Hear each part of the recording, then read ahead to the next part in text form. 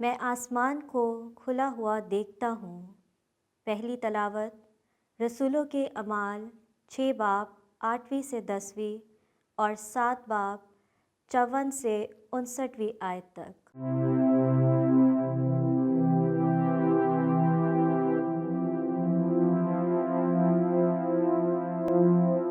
ان دنوں میں اسٹفنوس فضل اور قوت سے معمور ہو کر لوگوں میں بڑے بڑے معجزے اور کرشمے دکھایا کرتا تھا۔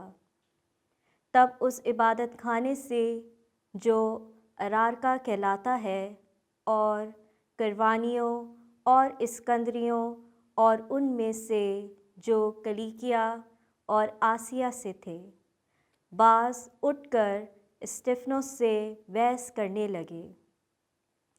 وہ نہ تو اس حکمت اور نہ روح ہی کا مقابلہ کر سکے جس سے وہ کلام کرتا تھا۔ وہ یہ باتیں سنتے ہی اپنے دلوں میں جل گئے اور اس پر دانت پیسنے لگے، مگر اس نے روح القدس سے معمور ہو کر آسمان کی طرف غور سے نظر کی اور خدا کا جلال اور یسوع کو خدا کے دائیں ہاتھ کھڑے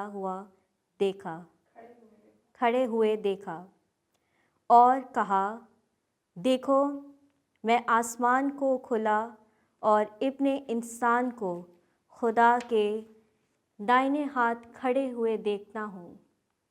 اس پر انہوں نے بڑے زور سے چلا کر اپنے کان بند کر لیے اور ایک دل ہو کر اس پر لپکے اور شہر سے باہر نکال کر اسے سنسار کرنے لگے۔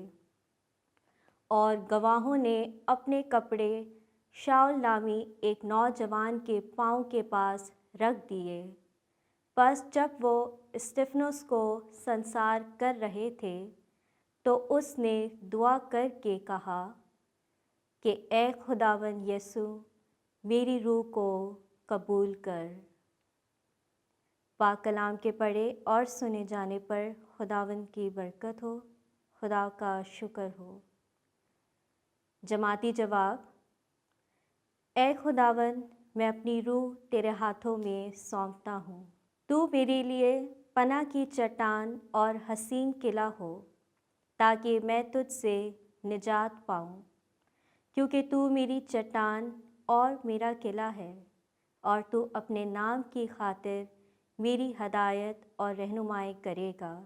جماعتی جواب: اے خداوند، میں اپنی روح تیرے ہاتھوں میں سونپتا ہوں۔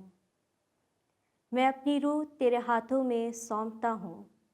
اے خداوند خدائے صادق، تو مجھے بچائے گا، لیکن میں تو خداوند ہی پر توکل کرتا ہوں۔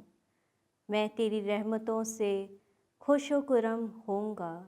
جماعتی جواب: اے خداوند، میں اپنی روح تیرے ہاتھوں میں سونپتا ہوں۔